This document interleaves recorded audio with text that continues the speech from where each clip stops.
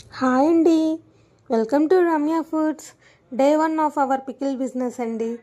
మార్కెట్కి వెళ్ళటానికి early morning 4:30కి లేచామండి. చూసారా ఎంత చీకటిగా ఉందో. చలి అయితే మామూలుగా లేదండి. నేను మా మమ్మీ వణికిపోతున్నాము.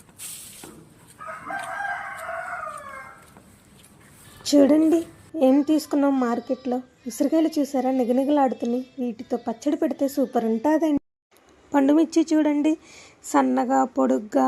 అసలు ఈ పండుమిర్చితో పచ్చడి పెడితే కారం మామూలుగా ఉండదండి.